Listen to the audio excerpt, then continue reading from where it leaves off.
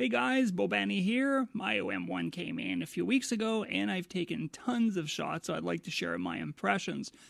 Now, instead of going through an overview of the camera's vast features, I'm just going to stick to the meat and potatoes and talk about my experience using bird detect. I think there's a lot of folks out there who would like to know just how well the OM-1 tracked birds, and I've got a bunch of samples to show you later in the video. Not all my images were processed, but the ones that were done in Lightroom and Topaz denoise. Now, the two lenses I used were the Olympus 100-400 and the 40-150 f2.8 Pro. No lens filters or tripods were used, and I used 3 custom modes for wildlife, and I shoot at 10 frames per second in sequential. My continuous autofocus sensitivity is at +1, and since I'm sure you know using custom modes to photograph wildlife makes your life a lot easier, these are just my personal preferences. Now, my first 2 modes are set up for my 100-400 since I don't ever adjust the aperture on that lens anyways. C1 is set to shutter priority, auto ISO, single autofocus with the smallest focus point. I use this mode for still subjects in general, but I also use it to shoot birds surrounded by branches when you can't really rely on bird detect, and a little bit about that later. C2, again, is set to shutter priority, auto ISO, continuous autofocus with the 5 focus points. Again, no dedicated subject detection here. I just stick to the more traditional settings in these first 2 modes, which is typically what I was using for birds in flight and wildlife with my OM-1's. C3 is set to manual, continuous autofocus plus tracking with bird detect turned on. Starting point for shutter speed is typically around 1/2500th of a second, and of course that's just a starting point. Because my 2 rotating dials in manual mode are being used, I assign the AF on button or the back button focus to do exposure compensation. This way I can basically change the exposure on the fly. C4 is the same as C3, except it's set for animal detect.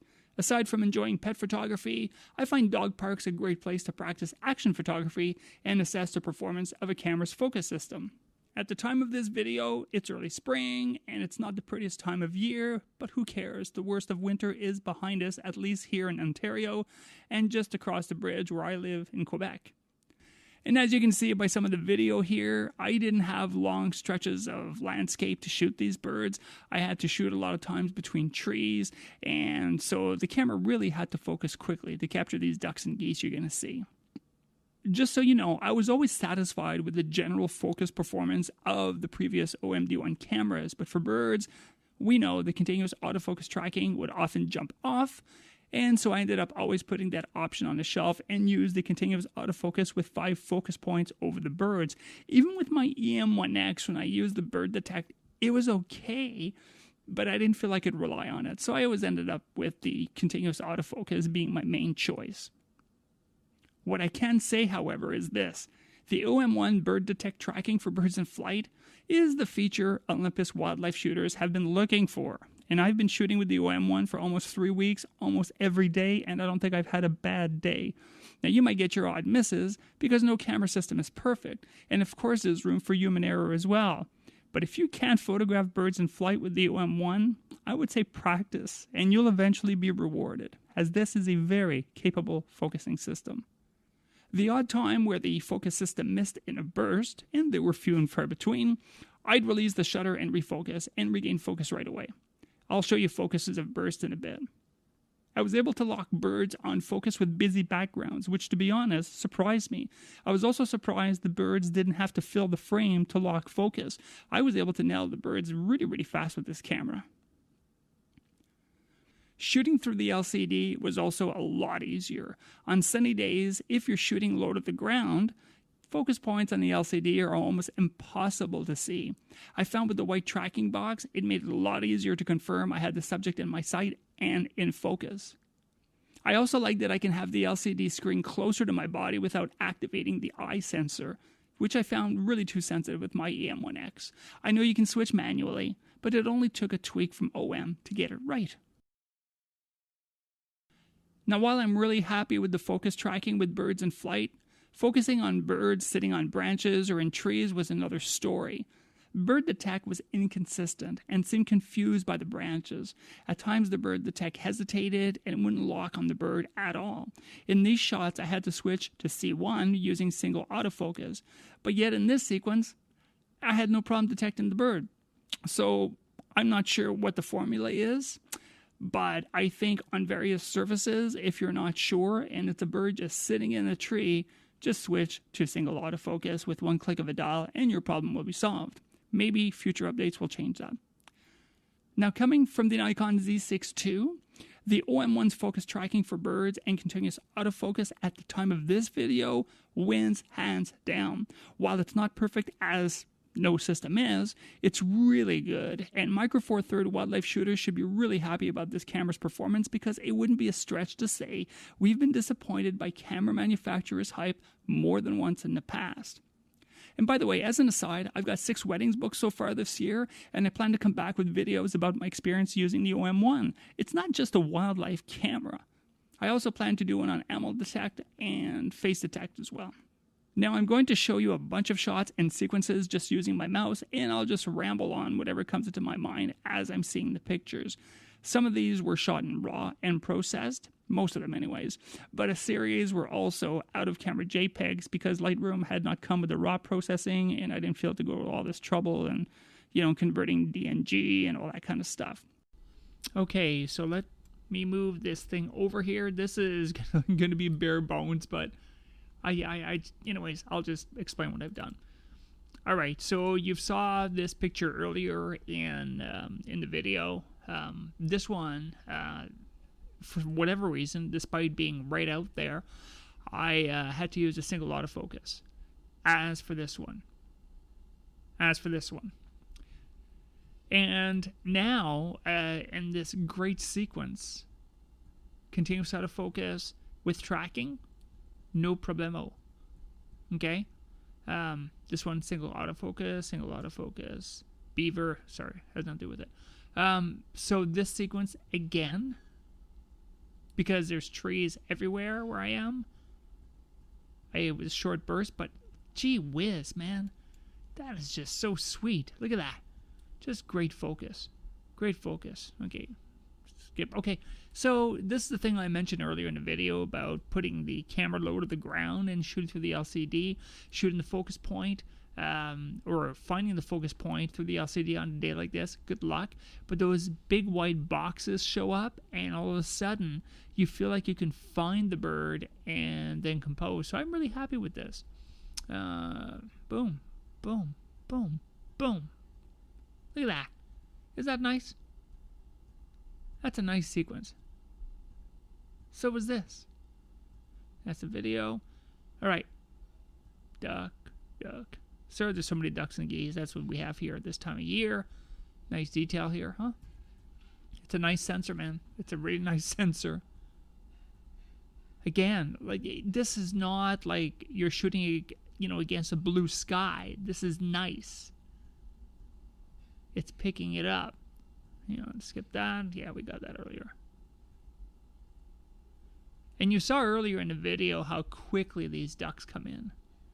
I'm just really stoked about this camera. Damn, I'm happy.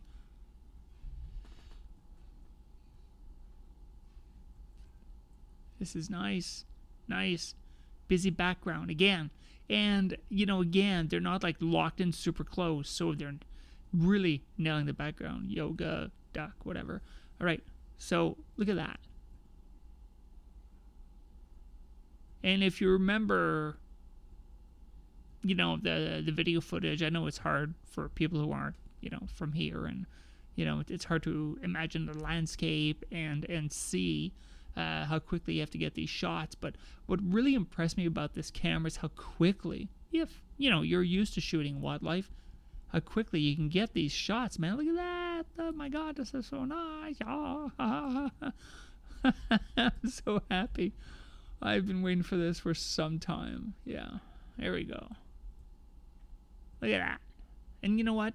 This was not cropped. Look how far off the sensor this is. And yet, it's still good. I'm really pleased. And again, low to the ground shot. And you know what? Scratch.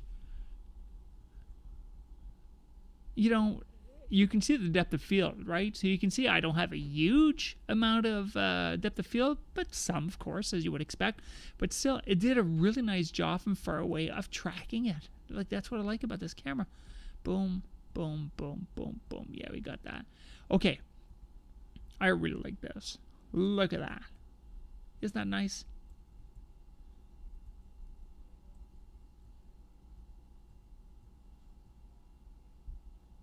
Really happy with this. Never mind that. Well, it was taken with the camera, but that's, it's not the subject matter we're looking for. That's a video. Okay. Video. Okay. So these are JPEGs. This is before Adobe came out with the RAW converter. But still, they're all in focus, No problemo. This is what surprised me, is that it really was able to capture these tiny little birds. You can see it flying across the branch right here. Like, you can see it's on the branch. And this is at +1. I don't like sticky type focus settings. I find it works against me. What's this thing? Another golden eye. Woo! And again, when you look at something like this, you can see it is a sunny, bright day. And what I like about that is there's no bloody way I can see what the hell's going on the screen, but that white box tells me I'm within range and I can trust the camera to get it. Again, here. Yeah, low part of the sensor and still gets it right. Merganser, I think it misses. There we go. It misses at this point, so I just repress the shutter and off we go. This is a huge gain for Olympus users, and now, of course, OM users. I love this camera. Damn. Look at that. Isn't that nice?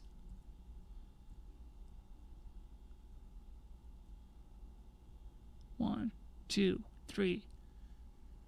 And oftentimes you'd think it would lose the tracking at this point, as it often would in the past. And it just stuck. That's a busy background.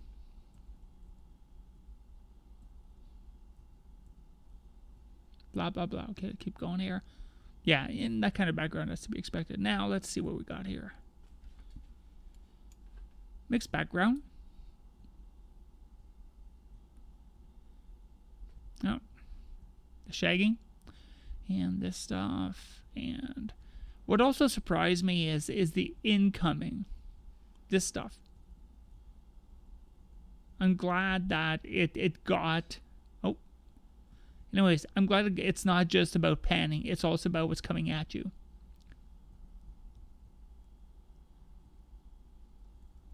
So I tried to acquire focus when I, saw them coming, because they're coming in like bullets.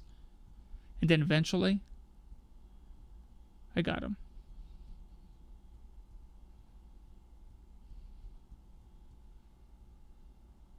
Those are still birds.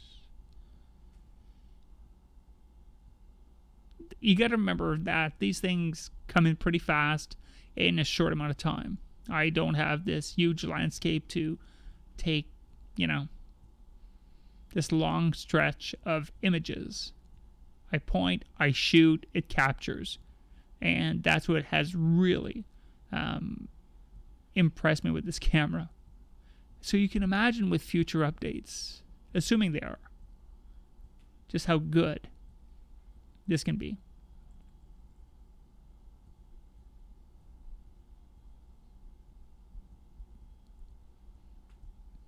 So I'm just, kind of going through this and hoping that this camera excites you, because I would never, say something that is untrue. I don't work with this camera company. In fact, I had doubts.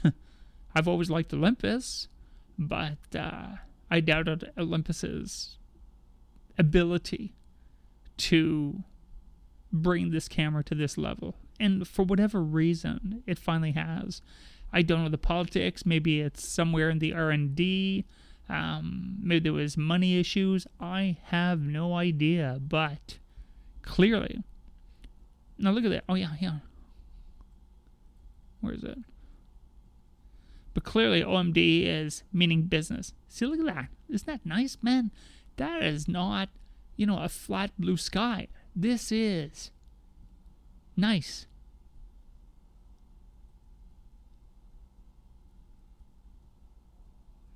Sweet.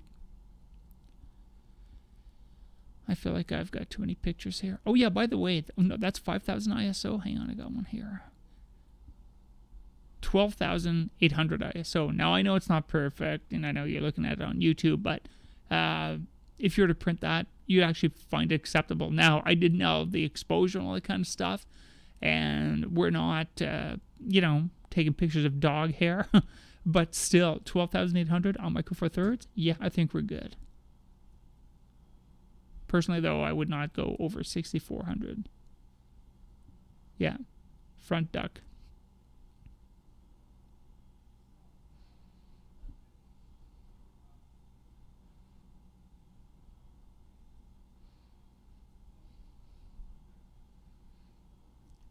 By the way, you ever notice the front of that duck's beak is like missing or something? That's kind of weird. All right, crow, blah, blah, blah. Anyways, that's it. I just wanted to show all this stuff, and hope you enjoyed the video. Thanks.